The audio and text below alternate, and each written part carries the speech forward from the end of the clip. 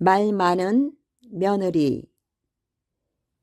옛날 어느 산골짜기에 인자한 시어머니와 새댁 며느리가 함께 살고 있었습니다. 이 며느리는 마음이 따뜻하고 손끝이 야무졌지만 단 한 가지 입이 쉬는 법이 없었습니다. 아침에 눈을 뜨자마자 어머니, 어젯밤 꿈에 큰 금덩어리를 주었어요. 근데 그 금덩이가 살아서 말하는 거예요. 그게 얼마나 신기하던지요? 근데 제가 말했나요? 지난번에도 금덩이 꿈을 꿨는데. 이렇게 이야기가 시작되면 밥을 짓는 동안에도, 밥을 먹는 중에도, 또 빨래를 널면서도 며느리의 입은 쉴 틈이 없었어요. 시어머니는 처음엔 그 모습이 참 귀엽고 정겨웠습니다. 말 많은 사람은 복이 많다더라 하며 웃기도 했지요. 하지만 날이 가고 달이 가도 하루 종일 이어지는 말에 시어머니는 점점 지쳐가기 시작했습니다.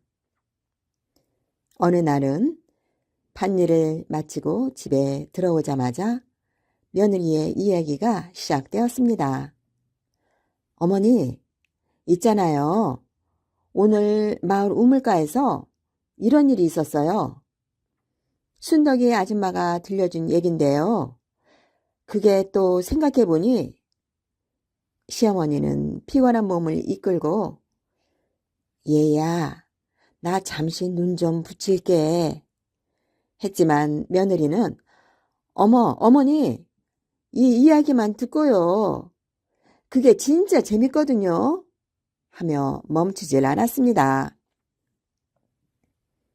그러던 어느 날 시어머니는 가슴이 답답해져 잠깐 마을 뒷산에 올라가 앉았습니다. 맑은 바람이 부는 그곳에서 조용히 눈을 감자 그동안 말없이 자신을 위해 수발 들던 며느리의 모습이 하나하나 떠올랐습니다.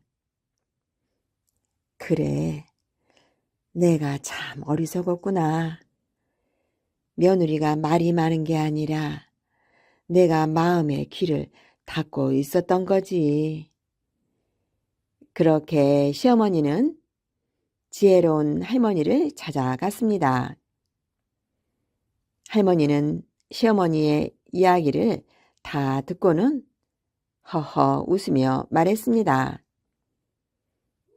며느리야말로 마음을 나누려는 거야.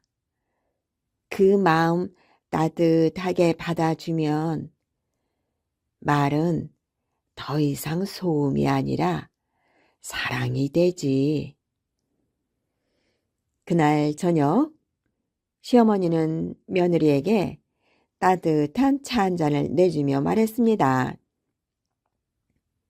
얘야, 내 말 속엔 언제나 사랑이 담겨 있는 걸 알았단다. 그런데 늙은이는 마음이 느려서 그 모든 사랑을 한 번에 다 받을 수가 없구나. 하루에 3번 꼭 듣고 싶은 얘기만 들려주면 안 될까? 그러자 며느리는 잠시 고개를 떨구고 눈물을 흘렸습니다. 어머니, 제가 너무 제 생각만 했어요. 말은 마음을 나누는 거라 하셨는데 저는 마음을 들여다보지 못했네요. 앞으로는 꼭 어머니의 마음 먼저 헤아릴게요.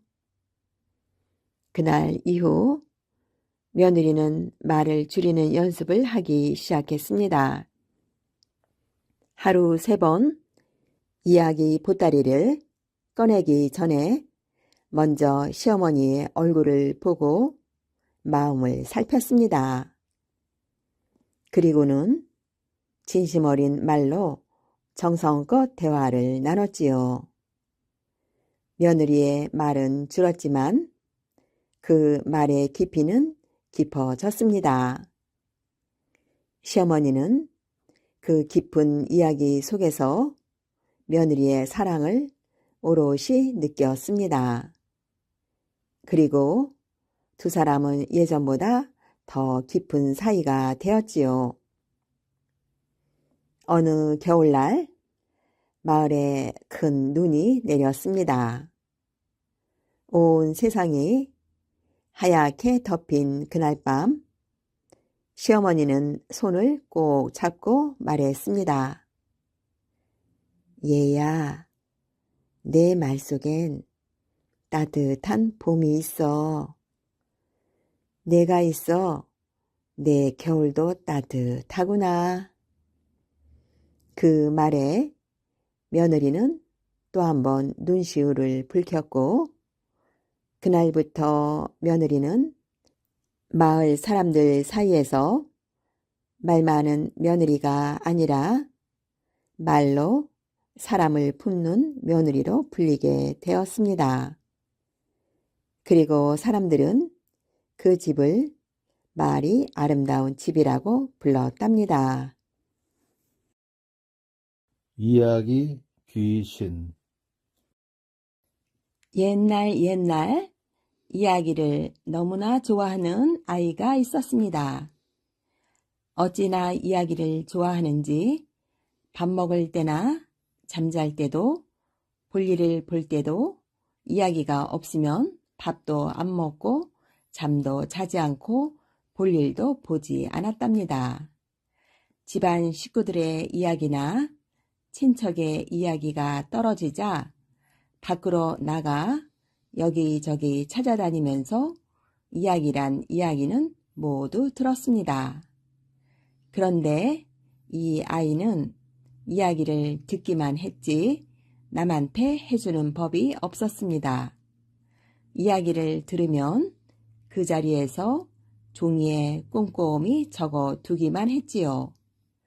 그리고는 그 이야기 종이들을 하나하나 여러 개 주머니에 넣어 집안의 천장에 거미줄처럼 줄을 매놓고 그 줄에 이야기 주머니들을 계속해서 매달아 놓았습니다. 세월이 흘러 아이는 자라서 도령으로 되고 이야기 주머니도 같이 늘어나 천장엔 주머니로 꽉 차였답니다. 내일은 도령이 장가를 가기 위해 신부 댁으로 가는 날이었습니다. 그날 밤 뚱새가 옆방에서 잠을 청하고 있는데 도령의 방에서 궁시렁궁시렁 거리는 소리에 잠을 깨고 말았답니다. 그래서 방문을 열고 어디서 나는 소리인가 하고 귀 기울이니 이게 웬일이에요? 글쎄 도령방 천장에 매단 주머니에서 나오는 소리였답니다. 이야기들이 밖으로 나오지도 못하고 허구한 날 주머니에 들어가 천장에 매달려만 있었으니 주머니 안의 이야기들이 결국 이야기 귀신이 돼버린 거예요. 그래서 뚱새는 이야기 귀신들이 무슨 소리를 하나 가만히 들어봤답니다. 와, 답답해 죽겠네. 죽은 놈이 뭘 또 죽겠다는 거야? 아니, 이놈이 우리를 종이에 적어 주머니 속에 꽁꽁 가둬두기만 하고 바깥 구경을 안 시키니 답답해 죽겠다는 얘기지. 하긴 주머니 속에서 꼼짝을 못하니 지금이 몇 년도인지 몇 월인지 알 수가 없네. 나도 시간에 따라 이야기 변신을 해서 버릴 건 버리고 바꿀 건 바꾸고 치장할 건 치장도 해야 광이 나는데 시간 개념이 없이 주머니 속에서 가둬져 있으니 온몸에서 나오는 곰팡이 냄새 때문에 도저히 살 수가 없네. 안 되겠다. 우리 이놈을 없애버려 우리의 자유를 찾자. 한 놈이 이러니까 모두들 술렁술렁 거렸습니다. 자, 우리의 자유를 쟁취하기 위해 우리를 속박하고 억압한 이놈을 없애려고 합니다. 이 위대한 의거에 지원할 사람은 앞으로 나와 자기의 계획을 밝혀주기 바랍니다. 난 킬러다. 난 이놈이 내일 장가를 가는다는데 고개 넘는 길에 먹음직스러운 청설배가 되어 한 입 먹자마자 저승길로 가게 만들 걸세.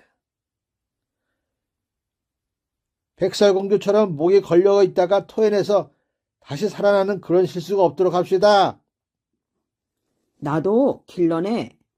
나는 고개 너머의 시원한 옹달샘으로 변할 거야. 아마도 목마른 참에 날 한 모금만 마시기라도 하면 그 즉시 그놈은 저승사자와 친구가 될 걸세. 하하하. 그거 아주 좋은 생각 같네. 그런데 말이야, 혹시나 샘물 속에 개구리나 낙엽 등 지저분한 건 없도록 하세. 그놈이 어떨 때 보면 꽤 깔끔을 떨걸랑. 알겠네. 그거 내 염두에 두지. 난 킬러다. 난 말일세. 혹시나 자네들이 실패를 했을 때를 대비해서 뾰족한 바늘로 배 방석 밑에 숨어 있을 것에. 그래서 그놈이 신부와 맞절을 할 때 찔리기만 하면 그날 밤이 신혼 첫날 밤이 아니라 저승 첫날 밤이 될 것세. 혹시 바늘에 찔려 잠들게 하지는 말게. 뭐 잠들었다가 그 이웃마을 공주가 끼고서 뭐 같이 사느니 마느니 나 그런 거 생각도 하기 싫네. 걱정 못들어 매게. 내 바늘의 독약을 재차 확인할 거네. 그럼 됐네. 모두들 꼭 성공하여 우리의 속박을 벗어나게 해주게. 우리는 킬러다. 우리에게 실패는 없다. 우리를 속박한 그놈을 없앨 거다. 우리는 킬러다. 뚱새가 듣다 보니 도령이 내일 꼼짝없이 죽게 된 것을 알고 모른 척 할 수가 없었습니다. 다음날 아침 도령이 장가가는 날이 되었습니다. 뚱새는 도령을 따라 나선다고 말고삐를 주었습니다. 장가는 내가 가는데 왜 내가 나서느냐? 그래도 도련님이 장가를 가시는데 그 외로이 가셔야 되겠시요? 지가 같이 동행함시롱 이 이야기 저 이야기 하면서 말동무나 되려고 하지요. 내까지 게 뭘 안다고 말동무냐. 집에 머물면서 아씨 올 준비나 하지. 도령은 머슴이 왜 따라가려는지 이유도 모르면서 호통을 쳤습니다. 그래도 안 돼요. 지가 그동안 도련님과 지내면서 쌓인 미운정 고운정이 이만저만이 아니에요. 근데 그런 도련님이 장가를 가시는데 어찌 홀리 보낼 수 있는가 말이에요. 그러니 지가 같이 갈 거만요. 머슴은 한사코 따라간다고 우기고 도령은 할 수 없이 허락을 하고 말고삐를 내주었습니다. 얼마쯤 가 고갯길에 다다르니 길가에 배나무가 있었습니다. 배나무에는 크고 먹음직스러운 청실배가 달려 있는 거예요. 도령은 군침이 살살 돌아 머슴더러 말했습니다. 뚱새야, 저 배가 참 달게 익었구나. 가서 배 좀 따오너라. 그런데 뚱새는 들은 채 만채 하면서 가던 길만 가는 거예요. 이놈아, 귓구멍이 막혔니? 콧구멍이 막혔니? 내 너보고 배를 따오라 하였거늘 우째 속에 경익듯이 가는 거냐? 도령은 화가 나서 소리를 꽥 질렀습니다. 아이고 도련님, 그 장가 가시는 길에 뭘 그런 걸 드세요? 그 드시다가 의복에 배 물짝이라도 들면 웃자라고요. 괜시리 아씨한테 흉대 피지 마시고 가셔서 만난 거 드셔요. 뚱새는 태연하게 말 궁둥이를 철썩 내리치며 말했습니다. 그 바람에 말이 놀라 펄쩍펄쩍 내달렸습니다. 이런 고얀 놈, 말을 죽어라 안 듣는 놈 하면서 그냥 갔습니다. 배나무로 변한 킬러가 말했습니다. 실패다. 내 배를 안 먹고 그냥 지나갔다. 식시한테 흉 잡히는 게 무서운가 보다. 하지만 옹달샘은 그냥 지나칠 수 없을 것이다. 고개를 넘어가니까 옹달샘이 보였습니다. 그 옹달샘에는 맑고 시원한 샘물이 솟아 나오고 있었습니다. 도령은 짐을 꿀꺽 삼키면서 뚱새에게 뚱새야, 가서 물 좀 떠오너라. 집을 나서서 물 안 먹으면 안 마시니 목이 마르는구나. 어서 좀 다녀오너라. 이번에도 뚱새는 들은 채 마른 채 하며 그냥 가려고 하였습니다. 어허, 이놈이 물 좀 떠오라고 하였거늘 그냥 가다니.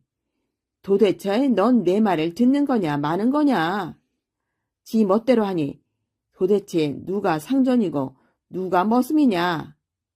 도령이 화가 나서 야단이 났습니다. 장가 가는 길에 물 마시면 첫날 밤에 오줌 싸이요. 그런 거 드시는 거 아니에요. 뚱새는 태연하게 말 잔등을 철썩 내리치며 말했습니다. 그 바람에 말이 놀라 펄쩍펄쩍 내달려 옹달샘을 지나치고 말았습니다. 도령은 내달리는 말 목을 꼭 붙잡으며 이런 주인 물 안 먹으면 안 주는 죽일 놈, 주인 말을 개똥으로 하는 나쁜 놈, 지 멋대로 하는 나쁜 놈. 옹달샘 귀신으로 변한 킬러가 말했습니다. 실패다. 나의 청정 샘물을 그냥 지나쳤다. 전날 밤 오줌 싸기는 싫은가 보다. 내가 아무리 살려고 발버둥 쳐도 우리에겐 마지막 기회가 남아있다. 이렇게 해서 신분의 집까지 다 왔습니다. 마당에 잔치상이 떡 벌어져 있었고 두 사람의 예식만을 기다리고 있었습니다. 뚱새는 제일 먼저 신랑이 앉을 방석 밑을 살펴보았습니다. 그랬더니 방석 밑에는 자잘한 바늘들이 촘촘히 박혀 있는 거예요. 예식이 시작되고 도령이 절하려고 방석에 탁 무릎을 꺾으려는데 뚱새가 후다닥 뛰어와 도령을 번쩍 안아 마당에다 꽈당 던져놓고 바늘 방석을 집어서는 냅다 패대기를 쳐버렸습니다. 도령은 아무것도 모르고 길길이 날뛰었습니다. 이놈아, 이게 무슨 짓이냐? 집을 나서면서부터 배를 따오라 해도 모른 척하고 물을 떠오라 해도 말 안 듣고 이제 날 내팽개쳐? 뚱새는 기죽지 않고 말했습니다. 지가 뭐 할 일 없어 그런지 아세요? 지도 속심이 있어서 그런 거요. 이게 다 서방님 이야기 주머니 때문이지요. 뭐라고? 그게 왜 내 이야기 주머니와 무슨 관계란 말이냐? 뚱새는 주섬주섬 이야기를 늘어놓기 시작했습니다. 어젯밤에 서방님 옆에서 자는데요. 어디서 웅얼웅얼 말소리가 들려서 보니까 주머니에 있던 이야기들이 귀신이 돼서 꽁꽁 묶여있다고 화들이 나가지고 오늘 장가 가시는 길에 배나무와 옹달샘 그리고 저 방석으로 변해 서방님을 해친다고 하는데 어찌 지가 보고만 있겠시요. 어찌됐든 서방님이 이야기를 그리 꽁꽁 가다만 두니 귀신이 되고도 골백번은 더 되지 않겠시요. 도령은 그제야 뚱새 덕에 자기 목숨 구한 것을 깨달고는 뚱새한테 잘 대주었습니다. 잔치가 끝나자마자 도령은 얼른 집으로 가 천장에 매달아둔 이야기 주머니를 모두 떼어내어 주머니를 모두 풀어주었습니다. 주머니를 풀 때마다 이야기들이 툭툭 터져나왔습니다. 이야기들은 순식간에 호루루 흩어져서 사방으로 퍼져나가 온 나라 사람들에게 스르르 스며들었습니다. 사람들은 서로 이런 이야기 저런 이야기 하며 웃으면서 모두들 기뻐하였답니다. 그리고 이야기를 풀어준 도령은 결혼 후에 들은 많은 이야기들을 여기저기 전하며 오래오래 잘 살았답니다. 물론 이 이야기도 그 도령이 말해준 거랍니다. 은혜준 남생이. 옛날 홀어머니와 두 형제가 살았습니다. 형은 욕심이 많아 아버지가 물려주신 재산을 모두 독차지하여 부자로 살았고, 동생은 가난하지만 마음이 고와 산에 가서 나무를 해다 팔며 생계를 꾸려 나갔습니다. 부자인 형은 어머니가 동생을 더 사랑한다며 어머니를 동생네 집으로 보내버렸습니다. 동생은 어려운 살림이지만 어머니를 지극정성으로 모시고 살았답니다. 어느 해 겨울이었습니다. 내일 모레가 설이라 집집마다 음식을 만든다고 분주한데 동생의 집에는 쌀 한 톨도 없어 조용하였답니다. 그래서 동생은 한겨울이지만 나무라도 해서 쌀을 구해 어머니께 따뜻한 밥 한 그릇이라도 드리려고 지게를 지고 산으로 올라갔습니다.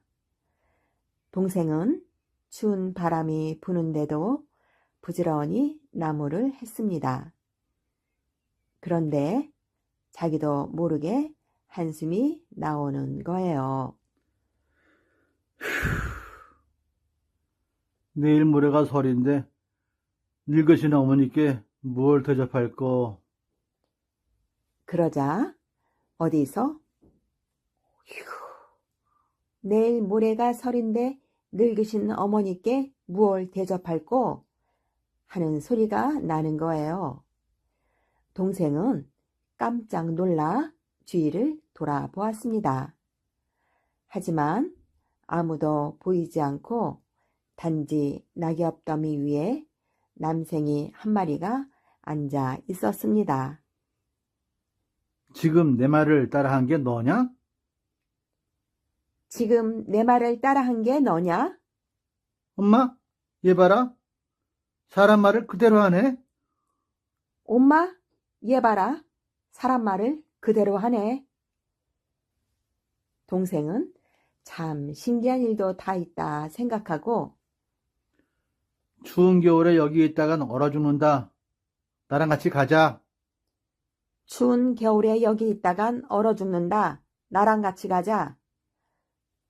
남생이를 지기 위해 얹어서 나무를 팔기 위해 장으로 갔습니다.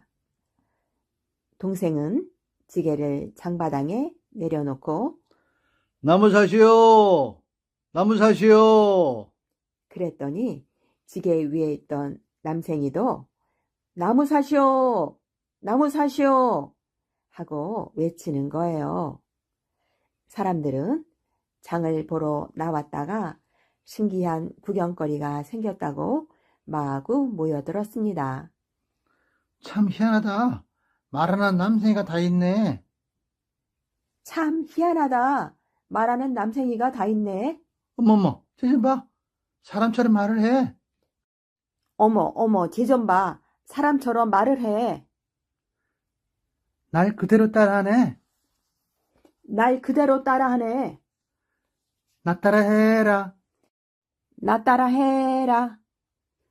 사람들이 하는 말을 남생이가 척척 따라하니까 사람들이 동생이 가져온 나무를 후한 값으로 쳐주었고 나중에는 재미있다고 돈을 더 주었습니다. 동생은 그 돈으로 쌀도 사고 고기도 사고 어머니의 새 옷도 사서 설 명절을 잘 보내었답니다. 그런데 사람 말을 그대로 따라하는 남생이의 소문이 퍼져서 사람들이 줄을 지어 동생 집으로 남생이를 보러 왔답니다. 사람들이 재미있게 잘 보고 놀았다고 죽어가는 돈으로 동생과 어머니는 잘 살게 되었답니다. 하루는 욕심 많은 형이 이 소문을 듣고 찾아왔습니다. 이 남생이가 그 말하는 남생이냐? 예, 형님. 어서 들어오시지요. 들어가긴. 나도 이 남생이를 가져가서 돈을 좀 벌어야 되겠다. 그리고는 형은 다짜고짜 남생이를 빼앗아서 장으로 가져갔습니다. 형은 사람들을 불러 모았습니다. 자, 여러분. 말하는 남생이 구경하시오. 말하는 남생이. 그러자 사람들이 우르르 몰려들었습니다. 남생아, 나 따라해라.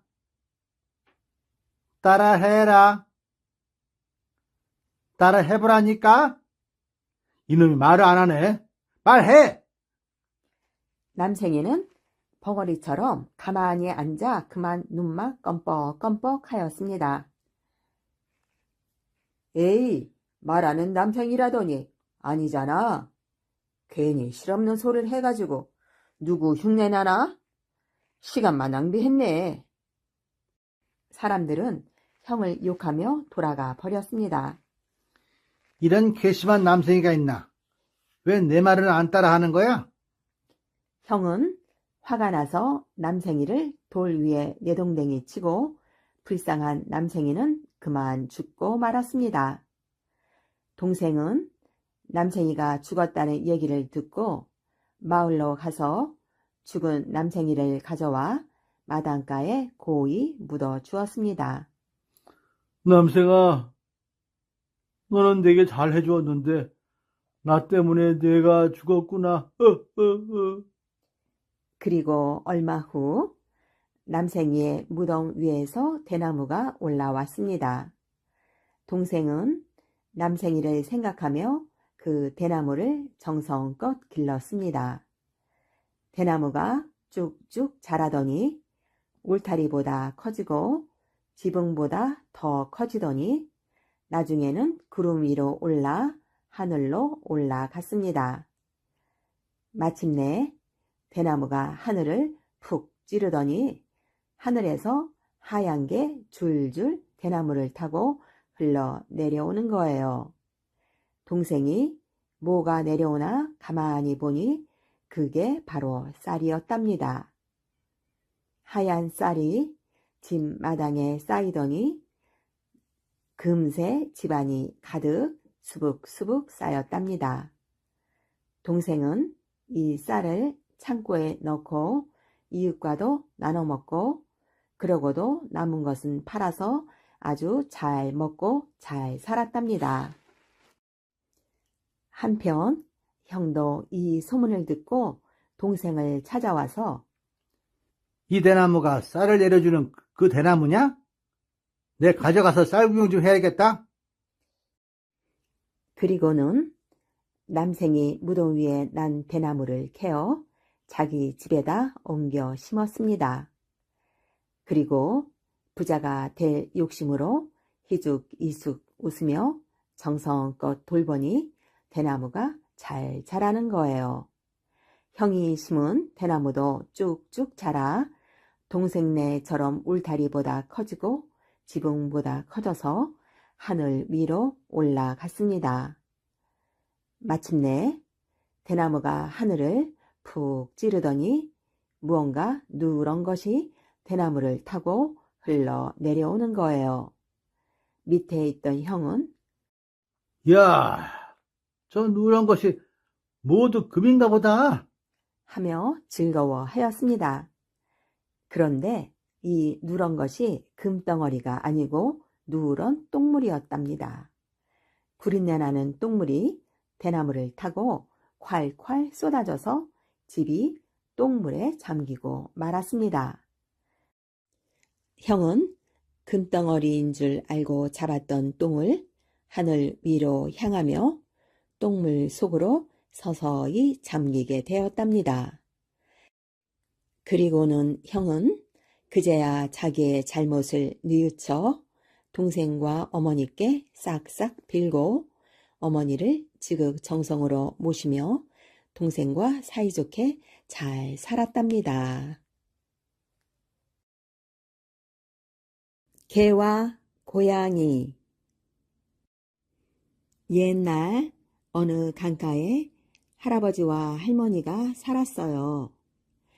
할아버지와 할머니는 자식이 없어서 개와 고양이를 자식처럼 귀여워하며 살았답니다. 어느 날 할아버지가 강가에 낚시질을 하러 나갔어요. 그런데 늦도록 낚시질을 해도 물고기가 한 마리도 잡히지 않았어요. 참 이상도 하지. 오늘은 그만 낚싯대를 걷어야겠군. 할아버지가 허리를 펴고 막 일어서려는데 갑자기 낚싯대가 휘청하네요. 어이쿠, 큰 놈이구나. 낚싯대를 들어보니 금빛 비늘이 번쩍이는 커다란 잉어였어요. 허허, 횡재로구나. 할아버지는 입이 한빵만해져서 잉어를 건져 올렸지요. 그런데 참 이상한 일이네요. 잉어가 눈물을 뚝뚝 흘리면서 할아버지, 저 좀 살려주세요. 할아버지는 마음이 아파서 잉어를 놓아주었어요. 오늘은 못 잡은 셈 치지 뭐. 잉어는 기쁜 듯이 강물 속으로 찰랑찰랑 헤엄쳐 갔어요. 다음 날이었어요. 할아버지가 강에 낚시를 들이우고 있는데 강물 속에서 잉어 한 마리가 훌쩍 솟구쳐 올라와 바로 어제 그 잉어였어요. 잉어는 푸른 구슬을 입에 물고 강가로 헤엄쳐 왔어요. 할아버지 앞에 놓으면서 말했어요. 이 구슬을 전해드리려고 왔습니다. 이 구슬은 원하는 것을 말하면 무엇이든 다 들어주는 구슬이에요. 잉어는 다시 한번 훌쩍 솟구치더니 강물 속으로 사라졌어요. 할아버지는 푸른 구슬을 가지고 집으로 돌아왔어요. 할머니에게 모든 이야기를 해주었어요. 할머니는 좋아서 입이 한빵만해졌지요. 그럼 우리 어서 소원을 빌어봅시다. 할아버지와 할머니는 구슬을 손에 들고 가만가만 말했어요. 구슬아, 구슬아, 커다란 기와집 한 채만 지어다오. 그러자 갑자기 다 찌그러진 초가집이 사라지고 덩그런 기와집이 한 채 떡하니 생겼어요. 구슬아, 구슬아, 밥상 하나만 차려다오. 그러자 고기랑 국이랑 반찬이 그득한 밥상이 떡하게 차려지네요. 할아버지와 할머니는 금방 부자가 되었어요. 강 건너 사는 심술쟁이 할머니가 이 소문을 들었어요. 어떻게 하면 푸른 구슬을 훔칠 수 있을까? 심술쟁이 할머니는 밤낮으로 궁리를 했어요. 옳거니 심술쟁이 할머니는 선물을 들고 할머니를 찾아왔어요. 할아버지는 마침 밖에 나가고 없었지요. 아주 신기한 구슬이 생겼다지요. 꼭 한번 구경하고 싶어 왔어요. 할머니는 아무 의심 없이 푸른 구슬을 보여주었어요.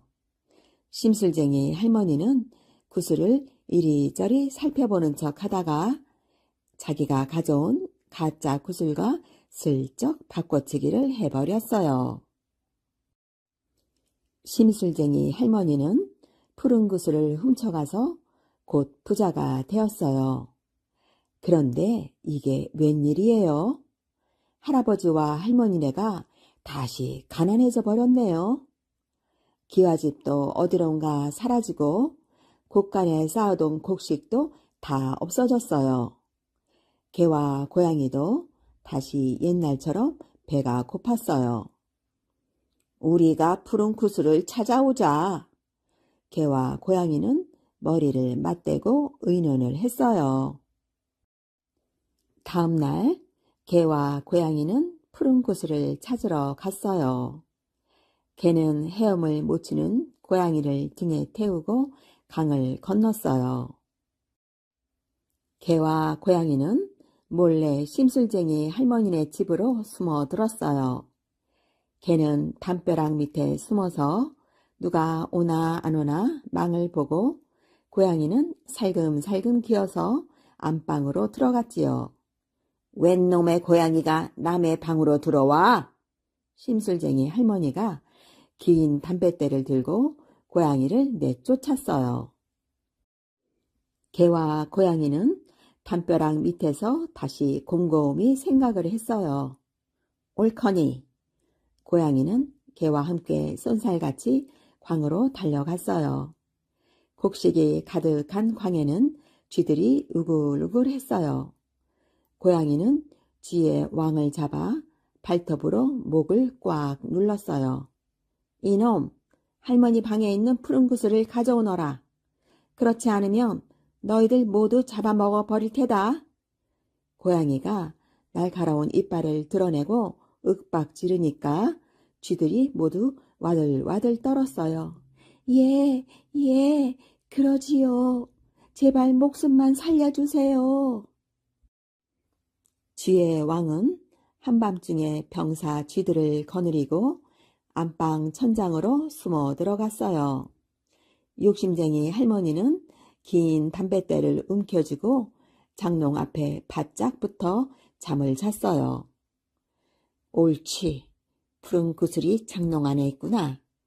쥐들은 슬금슬금 장롱 뒤쪽으로 내려가 사각사각 구멍을 뚫었어요. 마지막으로 쥐의 왕이 내려가 푸른 구슬을 꺼내왔지요. 개와 고양이는 푸른 구슬을 가지고 다시 강을 건너 중간쯤 건넜을 때였어요. 개는 고양이가 구슬을 잘 물고 있는지 궁금했어요. 야옹아, 푸른 구슬 잘 물고 있니? 고양이는 구슬을 물고 있어서 대답을 할 수가 없었어요. 가만히 있었지요. 야옹아, 구슬 잘 물고 있니? 개는 더 궁금해져서 또 물었어요. 고양이는 이번에도 가만히 있었지요. 개는 궁금해서 도무지 견딜 수가 있어야지요. 야옹아, 잘 물고 있니? 고양이도 더 이상 참을 수가 없었어요. 그래! 바로 그때예요. 고양이 입에서 구슬이 툭 떨어져 강물 속으로 퐁 빠져버렸어요. 아! 하지만 후회해도 소용이 없었어요. 이미 늦었어요. 개와 고양이는 너무나 춥고 배가 고팠지만 차마 집으로 돌아갈 수가 없었어요. 구슬이 있어야 가지요. 고양이는 화가 나서 강가를 이리저리 왔다 갔다 하고 개는 너무나 미안해서 눈치만 슬슬 봤어요. 그런데 이것 좀 보세요. 웬일인지 멀쩡한 물고기 한 마리가 퍼덕거리며 강가로 나오더니 금방 죽어버리네요. 고양이는 배가 고픈데 잘됐다 하고 물고기를 덥석 물었어요. 그때 물고기 뱃속에서 뭔가 딱 하고 물리네요. 고양이는 돌을 씹은 줄 알고 물고기를 탁 뱉었어요. 그런데 이게 웬일이에요? 물고기 뱃속에서 푸른 구슬이 또르르 굴러나오네요. 아이쿠! 고양이는 너무나 기뻐서 개는 돌아보지도 않고 구슬을 물고 집으로 달려갔어요. 할아버지와 할머니는 푸른 구슬을 되찾아 다시 부자가 됐어요. 그리고 구슬을 되찾아온 고양이가 귀여워서 늘 방 안에서 먹고 자고 놀게 했지요. 개는 마당에서 도둑이 오나 안 오나 망을 보게 했어요. 개와 고양이는 지금도 만나기만 하면 서로 으르렁거려요. 개는 고양이가 얌체처럼 공을 혼자 차지했다고 노려보고, 고양이는 내가 잘못해서 그런 거 아니냐고 쏘아보아요. 보이나? 보이네? 햇볕이 쨍쨍 내리쬐는 어느 여름날이었지요. 소금 사려, 소금 사려. 소금 장수는 땀을 뻘뻘 흘리며 소금을 팔러 다녔어요. 눈보다 깨끗한 소금 사려. 그러나 아무도 소금을 사러 나오지 않았어요. 소금 장수는 마을에서 가장 잘 산다는 제 부잣집을 찾아갔지요. 부잣집이니 소금 쓸 일이 많을 거라고 생각을 했어요. 소금 사려, 소금 사려. 그런데 최 부자는 아주 심술맞은 사람이었어요. 옛다 물벼락이다. 시끄럽게 굴어 내 단잠을 깨운 벌이다. 최 부자가 담 너머로 물을 퍼부었어요. 아, 차가워. 소금 장수는 그만 물을 흠뻑 뒤집어 썼지 뭐예요. 이를 어쩐담. 소금이 다 녹았잖아. 소금 장수는 억울하고 분해서 가슴만 탕탕 쳤어요.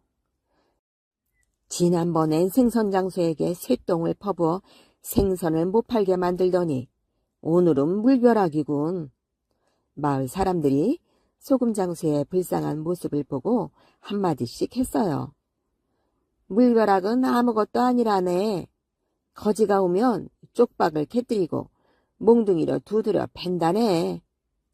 고약한 사람 같으니라고. 최 부자는 천벌을 받을 걸세. 암, 그렇고 말고. 다음 날도 소금 장수는 소금을 팔러 다녔어요. 소금 사려. 눈보다 더 깨끗한 소금 사려. 그날도 소금은 좀처럼 팔리지 않았지요. 소금 장수는 더위에 지쳐 잠시 쉴 곳을 찾았어요. 마침 커다란 고목나무가 보여 그 아래에 누웠다가 잠이 들었지요. 소금 장수가 잠든 사이 고목나무 구멍에서 커다란 구렁이가 나왔어요. 그러고는 혀를 날름거리며 소금 장수를 내려다보는 게 아니겠어요? 아! 잠에서 깨어난 소금 장수는 구렁이를 보고 너무 놀라 벌떡 일어났지요. 그런데 구렁이는 아무 일도 없다는 듯이 굿을 하나를 툭 떨어뜨리고 스르르 나무 구멍으로 들어가 버리는 거예요. 이게 뭘까? 소금 장수는 구렁이가 준 파란 구슬을 이리저리 살펴보다가 주머니에 넣었어요. 쉬었으니 일을 해야지. 소금 장수는 또다시 소금을 팔러 다녔지요. 소금 사려, 소금 사려. 소금 장수! 한 아주머니가 소금 장수를 부르며 집에서 뛰어나왔어요. 그런데 아주머니는 바로 앞에 서 있는 소금 장수를 두고 두리번거리는 거예요. 이상하다. 방금 소금 장수 소리가 났는데. 소금 장수는 아주머니 눈앞에서 손을 흔들어 보았지요. 아주머니는 소금 장수가 전혀 보이지 않는 듯 멀뚱멀뚱 갸웃갸웃 하더니 도로 집으로 들어갔어요. 그제야 소금 장수는 파란 구슬이 생각이 났어요. 아하, 이것 때문이구나. 예로부터 구렁이가 주는 물건은 신비한 힘을 지녔다는 말이 있었거든요. 소금 장수는 구렁이가 준 구슬이 사람의 모습을 감추게 하는 요술 구슬이라는 것을 깨달았지요. 그 길로 소금 장수는 최부잣집으로 달려가 대문 앞에서 소리쳤어요. 소금 사려. 눈보다 더 깨끗한 소금 사려. 아니나 다를까 최부자가 또 물을 퍼부으려 나왔지요. 그런데 소금 장수가 보이지 않는 거예요. 소금 장수는 대문 안으로 슬그머니 들어가 최부자 머리에 알밤을 한 대 먹였어요. 아야! 최부자는 머리를 싸고 두리번거렸지만 저쪽 마당에서 빛이 나는 머슴 말고는 주위에는 아무도 없었어요. 이상하다. 소금 장수는 웃음을 꾹 참으며 두어 대 알밤을 더 주었지요. 소금 장수는 최부자의 방에 성큼성큼 들어가 금괴를 들고 나왔어요. 이건 소금값으로 대신 가져가는 거야. 내 귀한 소금을 녹게 했으니 값을 내야지. 소금 장수는 금괴 덕에 부자가 되었지요. 하지만 인정 많은 소금 장수는 가난한 사람들을 찾아서 두루두루 도와주었어요. 소금 장수가 부자가 되었다는 소문은 멀리 멀리 퍼져 나갔어요. 어느 날 이웃 마을에 사는 욕심쟁이 영감이 찾아왔지요. 이보게, 어떻게 부자가 되었는가? 그 영감은 남에게 베풀 줄을 모르는 사람이었어요. 소금 장수는 욕심쟁이 영감이 사흘 밤낮을 쫓아다니며 묻자 할 수 없이 부자가 된 까닭을 말해 주었지요. 욕심쟁이 영감은 얼씨구나 한다름에 구멍나무 아래로 달려갔어요. 그리고 그 아래에 누워 자는 척을 했어요. 그러자 얼마 안 되어 정말 구멍나무 구멍에서 구렁이가 얼굴을 쏙 내밀더니 무엇인가 툭 떨어뜨리고 사라지지 뭐예요. 얼씨구 절씨구 나도 이제 부자가 될 거야. 욕심쟁이 영감은 벌떡 일어나 구렁이가 떨어뜨린 것을 찾아보았어요. 그러나 아무리 찾아보아도 구슬 같은 것은 보이지 않는 거예요. 안 되겠다. 집에 가서 찾아봐야지. 욕심쟁이 영감은 나무 아래에 있는 것들을 죄에다 긁어 모아 집으로 돌아왔어요. 그러고는 가져온 것들을 방바닥에 늘어놓고 아내와 마주 앉았지요. 내 모습이 보이면 보인다. 안 보이면 안 보인다. 대답해 주구려. 욕심쟁이 영감은 돌멩이를 집어들었어요. 보이나? 아내가 대답했지요. 참, 보이네. 다시 풀뿌리 하나를 들고서 물었지요. 보이나? 나원, 보이네. 다른 것을 골라 잡고서 보이나? 보이네.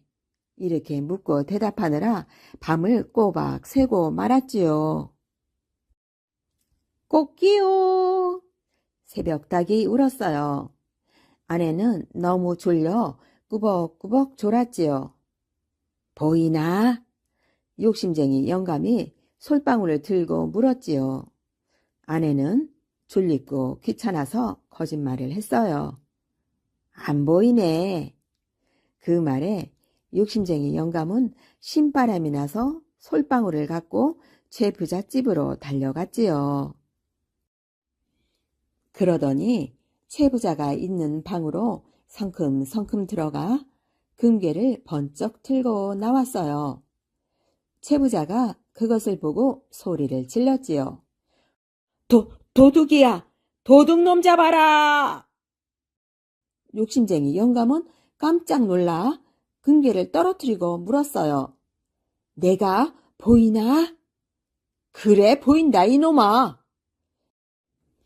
결국 욕심쟁이 영감은 최부잣집 머슴들에게 실컷 얻어맞고 쫓겨났어요. 우렁이 각시. 옛날에 어떤 젊은이가 혼자 살았어요. 혼자 밥 먹고 혼자 잠자고 혼자 농사 지으며 외롭게 살았어요.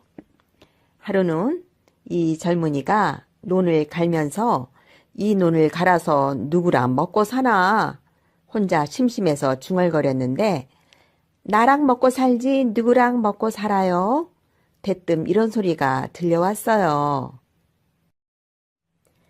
깜짝 놀라 사방을 둘러봐도 아무도 없기에 한 번 더 말해봤어요. 이 논을 갈아서 누구랑 먹고 사나? 나랑 먹고 살지 누구랑 먹고 살아요?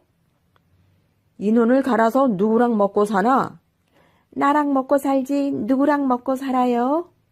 이렇게 자꾸 주고받으며 소리나는 쪽을 가만히 들여다보니 글쎄 밤톨만한 우렁이가 빤히 쳐다보고 있었어요.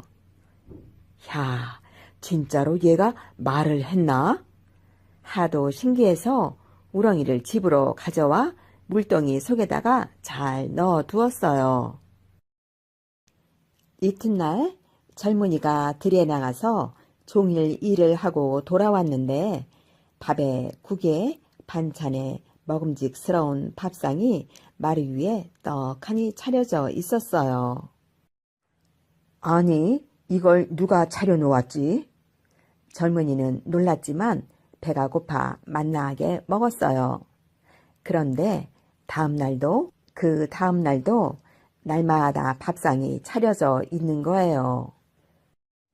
야, 이거 맛난 밥을 편히 먹으니 좋긴 좋은데 도대체 누가 차려주는지 알고나 먹어야겠다. 그래서 하루는 일을 하다 말고 일찍 집으로 와서 슬그머니 부엌을 들여다봤어요. 그랬더니 물동이 속에서 웬 예쁜 각시가 나오지 뭐예요? 누군가 했더니 당신이었구려. 젊은이는 얼른 뛰어들어가 예쁜 각시 손목을 꼭 부여잡았어요. 나랑 같이 삽시다. 우렁이 각시. 그리해서 젊은이는 이제 우렁이 각시와 함께 살게 되었어요. 그런데 각시가 워낙 예쁘다 보니 젊은이가 너무 좋아서 어쩔 줄 몰랐어요. 잠시도 헤어지기 싫어서 일도 안 나가고 하루 종일 각시 옆에만 있으려 했었어요. 각시가 이래선 안 되지 싶어 자기 얼굴 그림을 한 장 그려 젊은이에게 주었지요. 들에 나가 일을 하다가 제가 보고 싶으면 이 그림을 보세요. 젊은이는 그림을 갖고 나가 나뭇가지에 걸어놓고 그림을 보며 틈틈이 열심히 일을 했어요. 그런데 이게 웬일일까요? 하루 종일 느닷없이 돌개바람이 휙 불어와서 각시 그림을 하늘 높이 날려버렸어요. 안 돼! 젊은이는 허겁지겁 그림을 쫓아갔어요. 가다 보니 임금이 사는 궁궐 안으로 각시 그림이 툭 떨어졌어요. 들어가 보니 임금이 그림을 펼쳐놓고 뚫어져라 들여다보고 있는 거예요. 제 각시 그림입니다요. 돌려주십시오.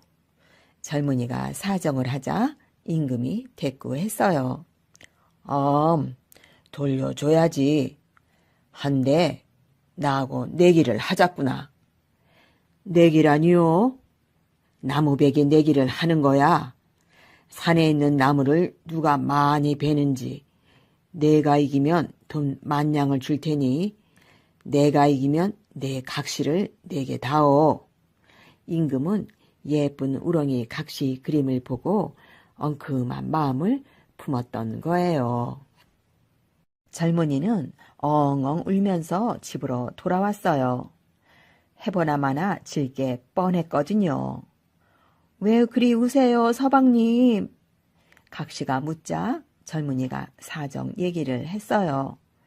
그러자 각시가 가락지 하나를 빼주면서 바닷가로 가서 이걸 바다에 던져보세요. 그러면 무슨 수가 생길 거예요. 이랬어요. 그 길로 바닷가로 가서 각시가 준 가락지를 바다에 던졌어요. 그랬더니 바다가 쩍 갈라지면서 수염 허연 용왕님이 나타났어요. 허허허, 내가 내 사위로구나. 그만 울고 이걸 가지고 가거라. 용왕님이 조롱박 하나를 젊은이에게 주었어요. 알고 보니 우렁이 각시는 바로 바닷속 용왕님의 딸이었던 거였어요. 젊은이는 조롱박을 가지고 산으로 갔어요.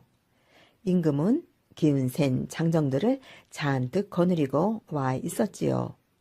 이윽고 내기가 시작되었어요. 장정들이 도끼로 쿵쿵 나무를 찍었지요. 젊은이는 조롱박 마개를 뽑았어요. 그러자 조롱박 속에서 조그만 병정들이 손에 톱이며 도끼를 들고 한도 없이 끝도 없이 막 쏟아져 나오는 거예요. 쿵쿵 쓱쓱 쿵쿵 쓱쓱 순식간에 온 산의 나무를 다 베어버렸어요. 아니, 이럴 수가? 임금은 화가 나서 또 내기를 하자고 했어요. 말을 타고 강을 건너는 내기를 하자. 내가 지면 나라의 반을 너에게 주마. 젊은이는 또 엉엉 울면서 집으로 돌아왔어요. 그러자 각시가 또 가락지 하나를 빼주었지요. 젊은이는 또 그 길로 바닷가로 가서 각시가 준 가락지를 바다에 던졌어요. 그랬더니 또 바다가 쩍 갈라지면서 용왕님이 나타났어요. 허허허, 내 사위가 또 왔구나. 이번에는 이걸 가지고 가거라. 용왕님이 비쩍 마른 당나귀를 총각에게 주었어요. 젊은이는 비쩍 마른 당나귀를 타고 강가로 갔어요. 임금은 늘씬하고 잘생긴 명마를 타고 왔어요. 이윽고 내기가 시작되었지요. 따다닥 따다닥 따닥 따닥 따닥 임금이 탄 명마가 강으로 뛰어들었어요. 강물을 헤치고 아주 잘 달려갔지요. 젊은이는 당나귀 엉덩이를 툭 걷어찼어요. 그러자 당나귀가 벌쩍 뛰더니 그 넓은 강을 그냥 훌쩍 건너버렸어요. 아니, 이럴 수가? 임금은 화가 나서 또 내기를 하자고 했어요. 배를 타고 바다를 건너는 내기를 하자. 내가 지면 이 나라를 몽땅 너에게 주마. 젊은이는 또 엉엉 울면서 집으로 돌아왔어요. 그러자 각시가 또 가락지 하나를 빼주었지요. 젊은이는 또 그 길로 바닷가로 가서 각시가 준 가락지를 바다에 던졌어요. 그랬더니 또 바다가 쩍 갈라지면서 용왕님이 나타났어요. 허허허, 내 사위가 자꾸자꾸 오는구나. 이번에는 이걸 가지고 가거라. 용왕님이 다 낡은 조각배를 젊은이에게 주었지요. 젊은이는 다 낡은 조각배를 타고 내기 장소로 갔어요. 임금은 큰 도시 몇 개나 달린 커다란 배를 타고 왔어요. 이윽고 내기가 시작되었지요. 임금은 돛을 모두 펴고 쏜살같이 바다로 달려나갔어요. 젊은이는 삐걱삐걱 노를 저 쫓아가려 했지요. 그런데 그때였어요. 갑자기 하늘 저 멀리 먹구름이 몰려오고 있었어요. 우르릉 쾅쾅 번개가 치고 비바람이 막 거세게 불고 파도가 산더미처럼 크게 일어서 임금이 탄 배를 확 뒤집어 놓는 거예요. 촥 철썩, 촥 구르릉 쾅쾅, 우르릉 쾅. 그러고 나서 꼭 거짓말같이 바다가 다시 잠잠해졌어요. 임금이랑 큰 배는 어디로 갔는지 보이지도 않았어요. 그러면 젊은이는 어찌 되었을까요? 나라를 몽땅 차지해서 임금이 되었을까요? 아니랍니다. 혹시라도 임금이 헤엄쳐 나와 또 내기를 하자 그럴까봐 얼른 집으로 도망쳐 왔대요. 와서 예쁜 우렁이 각시랑 아들 낳고 딸 낳고 콩도 볶아 먹고 엿도 구워 먹으면서 깨소금 맛으로 재미나게 잘 살았대요. 땅속 나라 도둑 괴물. 옛날 새 신랑이 있었어요. 새 신랑은 색시 집에서 혼례식을 하고 씩씩하게 집으로 돌아가고 있었지요. 예쁜 색시는 가마에 태우고 말이에요. 그런데 갑자기 하늘이 깜깜해지더니 무엇인가 휙 하고 지나갔어요. 새신랑은 깜짝 놀라 들어 자빠졌지요. 새신랑이 정신을 차리고 보니 가마에 타고 있던 색시가 보이지 않아 하늘이 무너지는 것 같았지요. 그런데 땅바닥에 커다란 발자국이 나 있었어요. 옳지. 이 발자국을 따라가면 색시를 찾아올 수 있겠다. 새신랑은 색시를 찾으려고 발자국을 따라갔어요. 새신랑은 길을 가다가 돌 깨는 석수장이와 나무꾼과 바구니 짜는 사람을 만났어요. 모두 마누라와 딸과 누이 동생이 없어졌대요. 그 사람들도 없어진 식구를 찾겠다고 새신랑과 함께 길을 나섰지요. 네 사람은 발자국을 따라 산을 넘고 물을 건너 아주 깊은 산속으로 들어갔어요. 이윽고 커다란 바위 앞에서 발자국이 뚝 끊어졌는데 그 바위 밑에 뭔가 있는 것 같았어요. 그래서 석수장이가 정과 망치를 꺼내 탕탕 바위를 깨기 시작했지요. 사흘 밤낮이 걸려 바위를 다 깨고 보니 땅 밑으로 굴이 나 있는 거예요. 굴 속은 청길 낭떠러지로 그대로는 들어갈 수가 없었어요. 그래서 나무꾼은 칡 덩굴을 걷어와 밧줄을 꼬았지요. 사흘 밤낮을 꼬아서야 밧줄이 겨우 글바닥에 닿았어요. 그동안 바구니 짜는 사람은 사람이 들어갈 만큼 커다란 바구니를 하나 짰어요. 맨 먼저 석수장이가 바구니를 타고 내려가는데 깜깜한 굴 속으로 내려가자니 무서워서 금방 올라와 버렸지요. 다음에는 나무꾼이 바구니를 타고 내려가는데 반쯤 내려가다가 무서워서 더는 못 가겠는 거예요. 그 다음에는 바구니 짜는 사람이 다시 내려가는데 이 사람은 반 넘어 내려가다가 벌벌 떨며 올라왔어요. 이번에는 새신랑이 바구니를 타고 내려갔지요.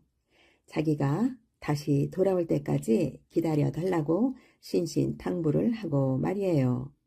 새신랑이 바구니를 타고 내려가는데 깜깜한 굴 속은 한없이 내려가는 거예요. 새신랑도 무서운 마음이 들었지만 꾹 참았지요. 굴 바닥에 내려가 보니 굴 속은 훤하고 아주 넓은 벌판인데 그 가운데 고래등 같은 기와집이 있었어요. 새신랑은 조심조심 우물가로 가서 버드나무 위에 올라갔어요. 조금 있으니 대문이 삐걱 열리더니 젊은 여자가 물을 기르러 우물가로 왔어요. 새신랑이 가만히 보니 바로 자기 색시였어요. 새신랑은 버들잎을 한 움큼 따서 물동이에 떨어뜨렸어요. 바람도 없는데 웬 버들잎이 떨어지지? 색시가 나무 위를 올려다보니 새신랑이 나무 위에서 여보, 내가 당신을 구하러 왔소 하고 말하는 거예요. 색시는 그 말을 듣고 반가워서 눈물까지 글썽이었지요. 서방님, 도둑괴물은 아주 힘이 세답니다. 마침 도둑질하러 나갔는데 석 달 뒤에 다시 돌아와요. 그때까지 힘을 길러 도둑괴물을 물리치세요. 색시는 새신랑을 집 뒤로 데리고 가서 도둑괴물이 공기놀이를 하는 바윗돌을 보여주었어요. 새신랑이 그중 제일 작은 거를 골라서 들어보는데 바윗돌이 꿈쩍도 하지 않았어요. 그래서 색시가 부엌으로 뛰어가더니 산삼 달인물을 가져왔어요. 서방님, 이 물을 마시면 힘이 세어져요. 정말 색시의 말대로 새신랑이 그 물을 마시고 바위를 들려고 하니 꿈쩍도 않던 바위가 끄덕끄덕 움직여 이렇게 해서 새신랑은 날마다 산삼달인 물을 마시고 바위를 들어가며 힘을 길렀어요.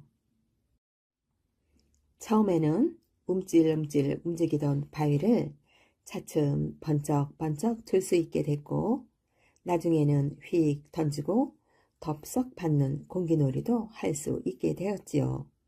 새신랑은 또 날마다 무술을 닦아서 칼도 번개같이 쓰고 한번 뛰면 하늘 높이 나를 수 있게 되었어요. 그러는 사이 석 달이 지나갔지요.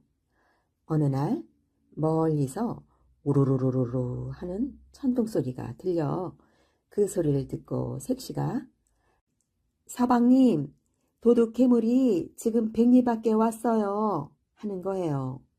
조금 있으니 우르르르르 딱딱 하고 더 큰 소리가 났어요.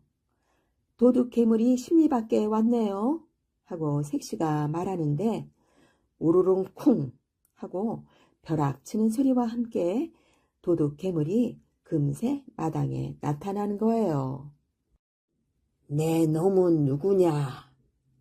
도둑괴물이 새신랑을 보고 외쳤지요. 나는 이 색시의 남편이다. 너를 죽이러 왔다. 새신랑은 칼을 뽑아들고 도둑괴물에게 덤벼들었어요. 둘이 맞붙어 싸우는데 얼마나 날쌘지 싸우는 모습이 아예 보이지도 않았어요. 그저 쩡그렁쩡그렁 칼이 부딪히는 소리와 휙 바람 가르는 소리만 났지요. 둘이 그렇게 한참을 싸우는데 도대체 승부가 나지 않았어요. 그래 이번에는 하늘 위로 날아 올라가서 싸웠지요. 색시는 마당가에 서서 마음을 졸이며 하늘만 쳐다보았어요. 툭 하고 다리 하나가 땅에 떨어졌어요. 새신랑이 도둑괴물의 다리를 자른 거예요. 그런데 잘린 다리가 펄떡펄떡 뛰더니 다시 위로 올라가 제자리에 척 붙지 뭐예요. 조금 뒤에 툭 하고 머리가 떨어지는데 모두 괴물의 머리였어요. 잘린 머리가 도둑괴물의 목에 붙으려고 마당에서 펄떡펄떡 뛰었지요. 그것을 보고 색시가 얼른 아궁이에 재를 퍼와서 도둑괴물의 머리에 뿌려버렸어요. 그러니까 도둑괴물의 머리는 도로 붙지 못하고 머리가 붙지 못하니까 도둑괴물은 죽어버렸어요. 도둑괴물을 물리치고 나서 새신랑과 색시는 집안을 샅샅이 살폈지요. 어떤 창고에는 곡식이 산더미처럼 쌓여있고 어떤 창고에는 온갖 보물이 그득했어요. 마지막으로 한 창고를 여니 거기에는 없어진 사람들이 갇혀 있었어요. 석수장의 마누라도 있고 나무꾼의 누이 동생도 있고 바구니 짜는 사람의 딸도 있었어요. 다른 사람들도 많이 잡혀와 있었지요. 새신랑은 색시와 함께 그 사람들을 모두 구해내고 곡식과 보물도 골고루 나누어 가졌지요. 그리고 처음에 내려온 곳으로 가서 다시 바구니를 타고 굴 밖으로 나왔어요.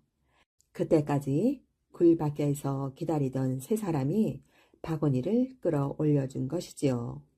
이렇게 해서 모두 제 식구를 만나 얼싸안고 기뻐했답니다.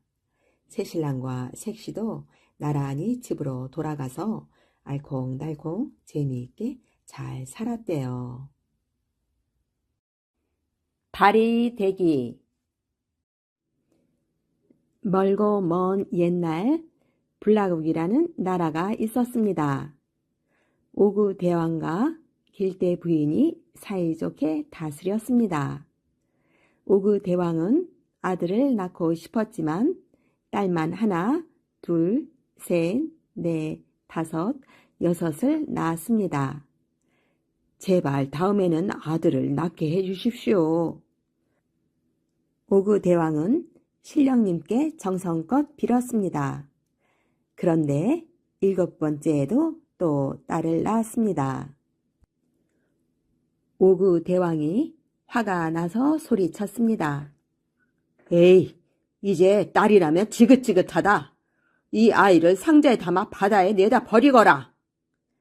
길대 부인이 눈물로 말렸지만 듣지 않았습니다. 길대 부인은 아기의 저고리 옷고름을 잘라 간직했습니다. 버리는 자식이지만 이름은 지어주셔야죠. 아기 이름은 버린 아이라고 해서 파리대기라고 했습니다. 하루는 비리공덕 할아버지가 바닷가에서 고기를 잡다가 파도에 두둥실 떠내려오는 상자를 보았습니다. 아니, 상자 속에 웬 아기가 있네. 비리공덕 할머니도 아기를 보고 입이 한 방만 헤쳤습니다. 우리에겐 아이가 없다고 용왕님이 보내주셨나 봐요. 할아버지 할머니는 파리대기를 고이고이 길렀습니다. 파리대기는 무럭무럭 자라 15살이 되었습니다. 길대 부인은 아기를 버린 날부터 시름시름 앓았습니다. 오구 대왕은 아예 자리에 눕더니 일어나지 못했습니다. 좋다는 약을 다 썼는데도 병은 심해져만 갔습니다. 의원은 시악산 샘물밖에 약이 없다고 했습니다. 시악산 샘물은 수천리 밖 머나먼 곳에 있었습니다. 높은 산을 넘고 깊은 강을 건넌 다음 다시 저승세계까지 가야 구할 수가 있었답니다. 길대 부인은 큰딸더러 샘물을 길어 오라고 했습니다. 그 멀고 험한 데를 제가 어떻게 가요? 큰딸은 설레설레 고개를 흔들었습니다.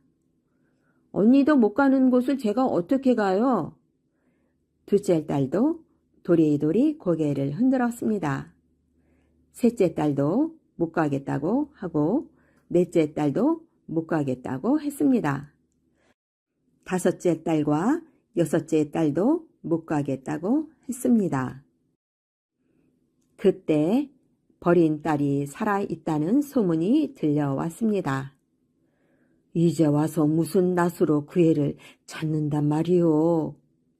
오구 대왕과 길대 부인이 망설이자 신하들이 나섰습니다. 저희가 막내 공주님을 찾아보겠습니다. 신하들은 온 나라를 뒤져 파리대기를 찾아냈습니다. 이건 너를 처음 보았을 때 입고 있던 거란다. 할머니는 파리대기에게 저고리를 내주었습니다. 신하들은 파리대기를 마차에 태우고 궁궐로 돌아갔습니다. 파리대기는 길대 부인에게 저고리를 내밀었습니다. 내가 정말로 내 딸이 맞구나. 길대 부인은 파리대기 손을 잡고 줄줄 눈물을 흘렸습니다. 제발 내가 아버지를 위해 샘물을 길어와 다오. 저를 낳아주신 부모님인데 무슨 일인들 못하겠어요. 바리대기는 당장 짐을 꾸려 길을 떠났습니다. 바리대기는 험한 산도 넘고 깊은 강도 건넜습니다. 그렇게 한참을 가다가 밭 가는 할아버지를 만났습니다. 할아버지, 시악산은 어디로 가나요? 산 넘고 물 깊은 이곳까지 어떻게 왔어? 시악산에는 뭐 하러 가는데? 샘물을 떠다 아버지 병을 고치려고요. 이 밭을 다 갈아주면 가르쳐주지. 바리대기는 이랴이랴 소를 몰며 밭을 갈기 시작했습니다. 3년 걸려 밭을 다 갈았더니 할아버지가 말했습니다. 저 산 너머 나무하는 영감한테 물어봐. 바리대기는 산 너머에서 나무하는 할아버지를 만났습니다. 할아버지, 시악산은 어디로 가나요? 그 험한 곳을 어떻게 가려고? 시악산에는 뭐 하러 가는데? 샘물을 떠다 아버지 병을 고치려고요. 이 산의 나무를 다 해주면 가르쳐주지. 바리대기는 쿵딱쿵딱 도끼질을 시작했습니다. 3년 걸려 나무를 다 했더니 할아버지가 말했습니다. 산 아래 개울에서 빨래하는 할멈한테 물어봐라.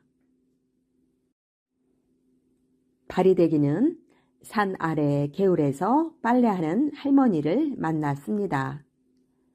할머니, 시악산은 어디로 가나요? 내 평생 시악산을 찾는 사람은 처음 봐. 시악산에는 뭐 하러 가는데? 샘물을 떠다 아버지 병을 고치려고요. 여기 빨래를 다 해주면 가르쳐주지. 바리대기는 철퍽철퍽 빨래를 하기 시작했습니다. 3년 걸려 빨래를 다 했더니 할머니가 말했습니다. 저 고개를 넘어 계속 가면 돼. 이걸 가져가렴. 할머니는 바리대기에게 방울을 2개 주었습니다. 고개를 넘자 어디선가 무시무시한 비명소리가 들려왔습니다. 죄를 지은 영혼들이 지옥에서 벌을 받는 소리였습니다. 저 사람들이 죄를 씻고 극락에 가게 해주세요. 바리대기는 지옥에 있는 영혼들을 위해 기도했습니다. 한참을 걷다 보니 큰 바다가 앞을 가로막았습니다. 바리대기가 방울을 던지자 바다가 반으로 갈라졌습니다. 바리대기는 걷고 또 걸어 시악산에 도착했습니다. 너랑 결혼해서 얻을 셋을 넣으면 샘물을 주지. 바리대기를 보더니 샘물을 지키는 무장승이 말했습니다. 그래서 바리대기는 무장승이랑 결혼을 했습니다. 아들 셋을 낳은 후 바리대기가 말했습니다. 이제 샘물을 주세요. 샘으로 가는 길에는 울긋불긋 꽃들이 만발해 있었습니다. 처음 보는 신기한 꽃들이네요. 무슨 꽃이에요? 남편이 노란 꽃을 가리키며 말했습니다. 이건 죽은 사람에게 문지르면 살이 돋는 살살이 꽃이요. 남편이 붉은 꽃을 가리키며 말했습니다. 이건 죽은 사람에게 문지르면 피가 도는 피살이 꽃이지. 남편이 파란 꽃을 가리키며 말했습니다.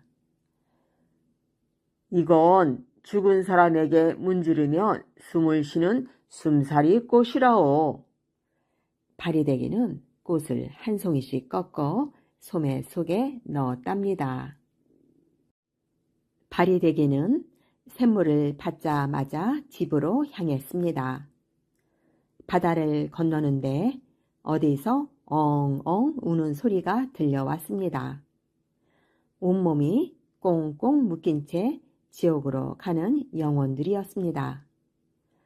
저 사람들이 죄를 씻고 극락에 가게 해주세요. 바리새기는 지옥으로 가는 영혼들을 위해 기도했습니다. 바리새기는 발이 닳도록 걷고 또 걸었습니다. 헐레벌떡 다 와 가는데 저 멀리 상여가 나오고 있었습니다. 바리새기를 기다리다 지쳐 오구 대왕이 돌아가신 거였습니다. 바리새기는 크게 소리내어 울면서 관을 열게 했습니다. 바리새기가 오구 대왕 몸에 노란 꽃을 살살 문질렀습니다. 그랬더니 뼈만 남아있던 몸에 살이 돋아났습니다. 다음에는 돋아난 살에 붉은 꽃을 살살 문질렀습니다. 그랬더니 불끈불끈 핏줄이 서면서 피가 돌기 시작했습니다. 바리새기는 다시 파란 꽃으로 살살 문질렀습니다. 그랬더니 오구 대왕이 푸 하고 숨을 쉬기 시작했습니다. 오구 대왕은 씨악산 샘물을 마시고 병도 싹 나았답니다.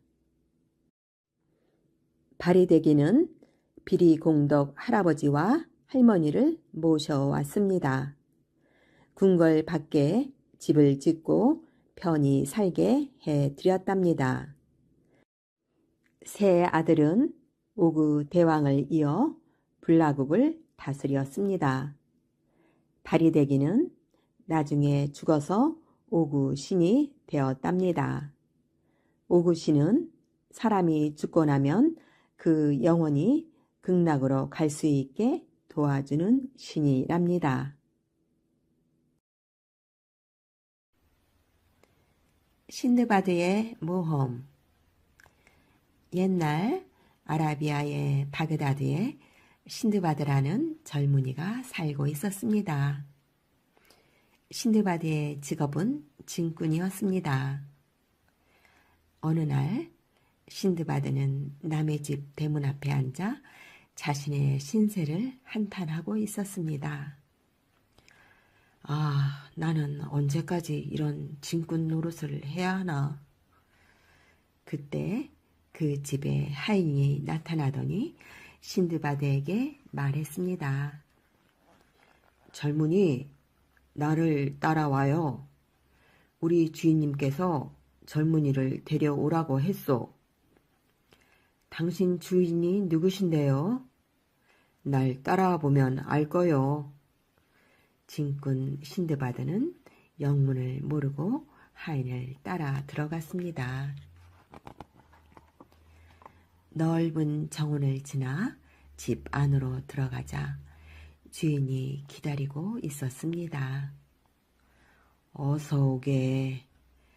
자네는 짐꾼 신드바드지? 네. 내 이름도 신드바드일세. 젊어서는 장사배를 많이 탔었지. 배를 타서 이렇게 부자가 되셨나요? 그렇다네. 그런데 자네는 하루 종일 신세 한탄만 하고 있더군. 네, 일이 재미가 없고 힘들어요. 그럼 부자가 되기는 힘들겠군. 아무리 일해도 재산이 늘지 않아요. 노력하면 반드시 부자가 되지. 그러더니 부자인 신드바드는 자기의 젊은 시절 이야기를 했습니다. 우리 아버지는 아주 부자였지. 그래서 나는 처음에는 선원이 될 생각은 조금도 없었어. 선원이 되지 않아도 아버지의 재산으로 얼마든지 부자로 살 수가 있었거든. 부자인 신드바드는 잠시 생각에 잠겼다가 다시 이야기를 계속했습니다. 아버지는 돌아가시면서 내게 많은 재산을 물려주셨어. 그러나 나는 그 재산을 옳지 못한 곳에 다 써버렸지. 재산이 거의 남지 않게 되자 신드바드는 자기의 잘못을 깨달았습니다. 그러나 때는 이미 늦었습니다. 이제 후회해도 소용없어. 모두 내 잘못이야. 신드바드는 앞길이 막막했습니다. 아, 이제 나는 어떻게 해야 하나? 남은 것이라고는 집과 가구들밖에 없으니. 신드바드는 오랜 생각 끝에 장사배를 타기로 결심했습니다. 배에다 물건을 싣고 멀리 외국에 나가 파는 일이었습니다.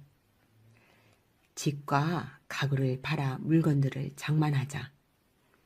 그는 마침내 장사할 물건을 마련하여 다른 상인들과 함께 장사배를 탔습니다. 배는 가도 끝없는 바다를 계속 항해했습니다. 그런 어느 날이었습니다. 눈앞에 아름다운 작은 섬이 보이기 시작했습니다. 야, 섬이 보인다. 섬이라고?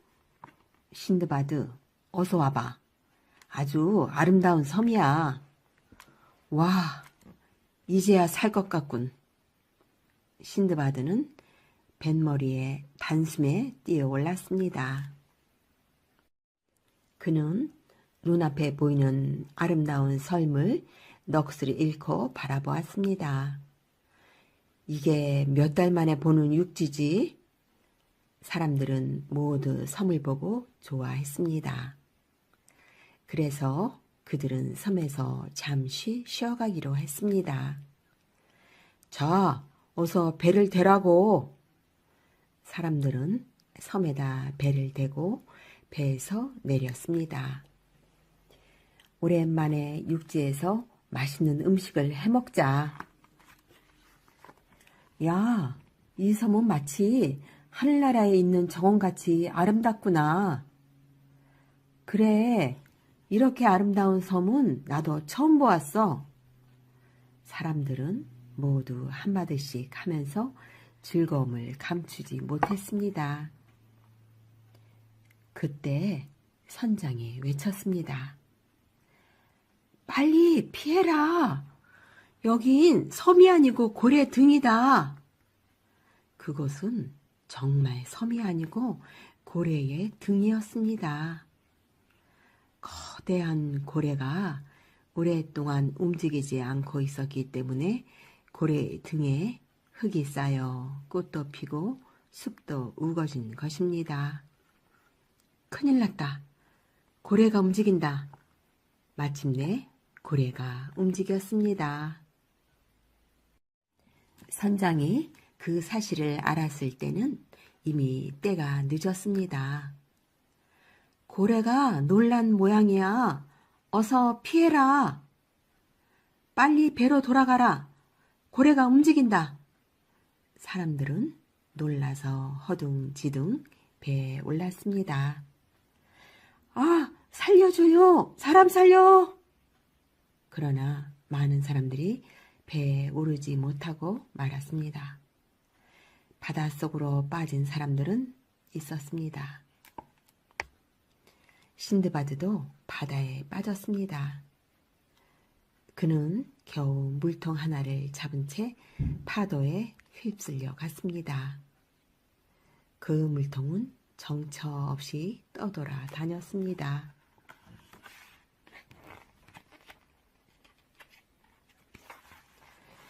신드바드가 정신을 차려보니 낯선 바닷가에 다 있었습니다.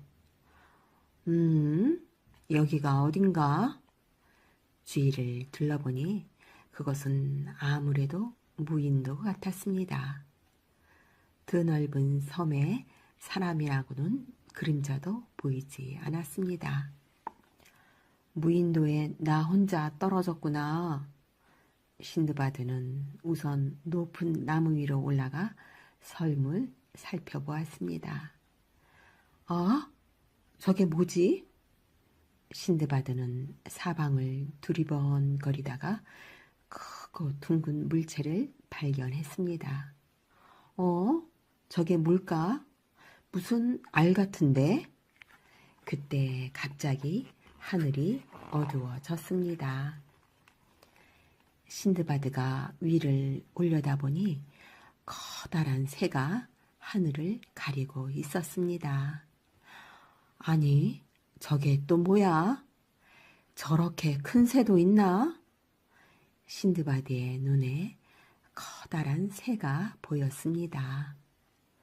그 새는 한 바퀴 빙 돌더니 천천히 내려 앉았습니다. 그리고는 커다란 날개를 쫙 펴서 신드바드가 보았던 둥근 물체를 품었습니다. 저 새가 바로 코끼리도 삼킨다는 로크새구나. 그 둥근 물체는 로크새가 낳은 알이었습니다.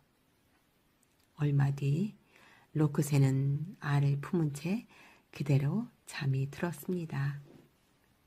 옳지, 좋은 수가 있다. 신드바드는 살금살금 로크새에게 다가갔습니다.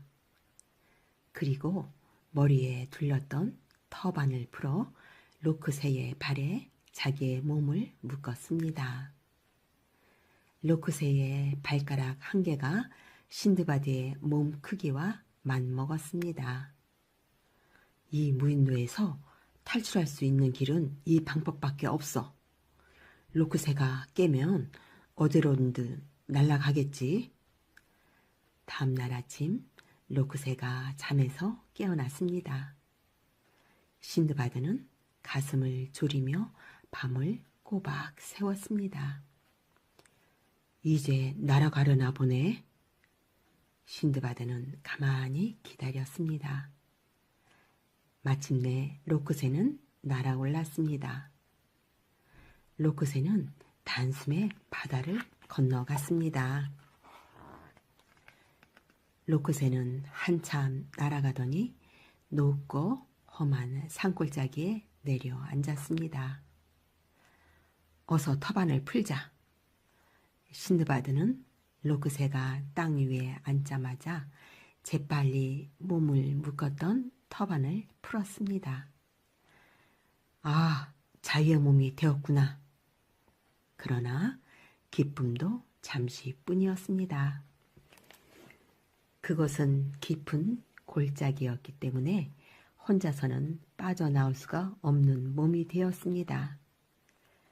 꼼짝없이 갇혔구나. 그때 로크새는 무엇인가를 움켜쥐고 다시 어디론가 날아갔습니다. 이제 신드바드는 혼자 남게 되었습니다. 어서 이곳을 빠져나가야만 해. 신드바드는 빠져나갈 궁리를 해보았지만 좋은 생각이 떠오르지 않았습니다. 이제부터 어떻게 하나? 막막하기만 하네. 신드바드는 이곳저곳을 돌아다녀 보았습니다. 그때 신드바드는 땅바닥에서 이상한 돌들을 발견했습니다. 이게 뭐지? 이상한 돌인걸? 무슨 돌이 이렇게 반짝거릴까? 신드바드는 그 돌들을 자세히 살펴보았습니다. 아니, 이건 다이아몬드잖아. 신드바드가 다이아몬드를 들여다보고 있을 때 공중에서 무엇인가가 쿵 하고 떨어졌습니다. 이건 또 뭐야? 고기 덩어리네. 참 신기하군. 신드바드는 문득 전에 들었던 여행자들의 모험 이야기가 생각났습니다. 맞아. 이 골짜기의 다이아몬드를 얻기 위해서 사람들이 고기 덩어리를 이곳에 떨어뜨리는 거야. 그리고 먹이를 찾던 새들이 고기 덩어리를 물고 날아오면 새들은 쫓아버리고 고기 덩어리에 박힌 다이아몬드를 빼내는 거야. 신드바드는 주위에 있는 다이아몬드를 주워 주머니에 넣었습니다. 이 다이아몬드를 가져가면 나도 부자가 될 거야. 그리고 얼른 터반을 풀어 고기 덩어리에 제 몸을 묶었습니다. 마침 커다란 로크새가 고기 덩어리를 보고 날아 내려왔습니다. 신드바드의 생각은 들어맞았습니다. 로크새는 고기 덩어리를 움켜쥐더니 골짜기를 빠져나갔습니다. 그러자 골짜기 위에서 고기 덩어리를 떨어뜨렸던 사람들이 꽹과리와 북을 치고 나팔을 불어대며 몰려들었습니다. 와, 로크새다! 로크새! 로크새는 놀라 고기 덩어리를 떨어뜨렸습니다. 고기 덩어리가 떨어지자 신드바드도 함께 땅 위로 떨어졌습니다. 아, 살았구나. 하마터면 영영 골짜기 안에 갇힐 뻔했어. 그런데 여기가 어디지? 신드바드는 목숨도 구하고 다이아몬드도 얻었습니다. 신드바드는 자기가 어디에 떨어졌는지 몹시 궁금했습니다. 잠시 후 북을 치고 나팔을 불던 사람들이 우르르 몰려왔습니다. 아니, 당신은 누구요? 그 사람들은 신드바드를 보자 어이가 없다는 듯 물었습니다. 여러분, 항구로 가는 길을 가르쳐 주세요. 신드바드는 사정 이야기를 했습니다. 그리고 주머니에 가득 넣은 다이아몬드를 꺼내 보여주었습니다. 자, 여기 다이아몬드가 있어요. 당신들은 다이아몬드를 찾지요? 신드바드는 사람들에게 다이아몬드를 나누어 주었습니다.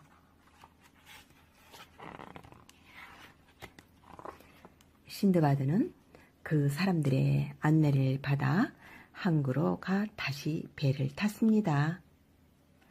배는 잔잔한 바다를 평화롭게 항해했습니다.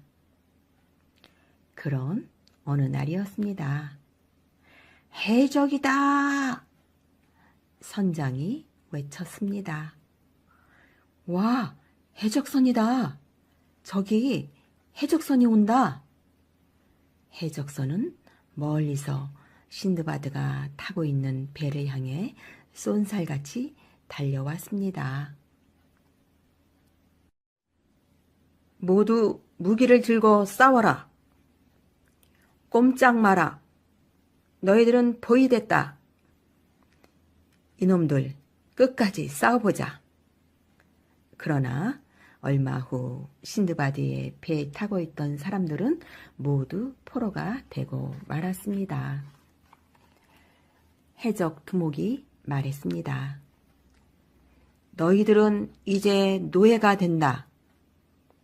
해적 두목은 신드바드의 일행을 낯선 나라로 데려가 노예로 팔아버렸습니다. 신드바드도 노예가 되었습니다. 어느 날 주인이 신드바드를 불러 이것저것 물어보았습니다. 신드바드, 너는 무엇을 잘하느냐? 저는 본래 상인입니다. 물건을 사고 파는 일밖에 할 줄 모릅니다. 그럼 활을 쏠 줄 아는가? 네, 쏠 줄 압니다.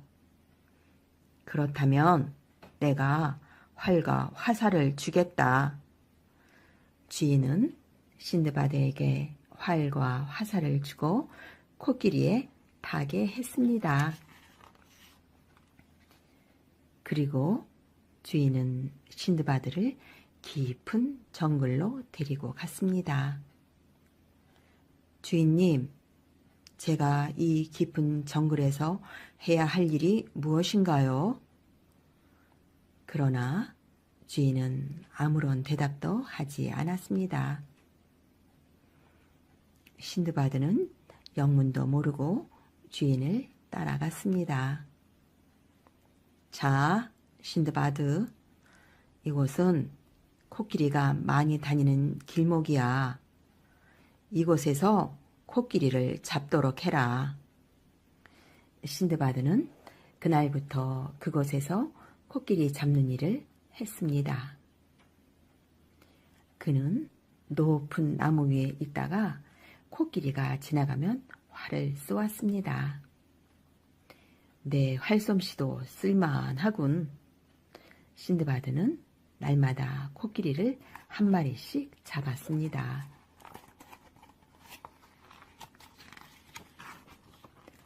어느 날이었습니다. 그날도 신드바드는 나무 꼭대기에 올라가서 코끼리를 기다렸습니다. 앙! 앙! 야, 코끼리 떼가 몰려오고 있다. 저쪽에서 코끼리 떼가 나팔을 부는 것처럼 큰 소리를 내면서 다가오고 있었습니다. 자, 오늘도 한 마리 잡아볼까? 코끼리 떼가 가까이 오자 신드바드는 활을 겨누었습니다. 그때 코끼리 중에서 몸집이 제일 큰 코끼리가 갑자기 코를 번쩍 치켜 올렸습니다. 그러더니 신드바드가 올라가 있는 나무를 휘어 감았습니다. 아! 신드바드는 나무에서 떨어졌습니다. 그는 다행히 코끼리 등 위로 떨어져 다치지는 않았습니다. 큰일 날 뻔했군. 신드바드를 태운 코끼리는 계속 정글 속으로 걸어갔습니다. 어디까지 가는 걸까? 신드바드가 숨을 죽인 채 코끼리를 타고 한참 가니까 폭포가 나타났습니다. 코끼리 떼는 폭포 밑으로 들어갔습니다. 놀랍게도 폭포 안쪽에는 커다란 동굴이 있었습니다. 폭포 뒤에 동굴이 있었구나.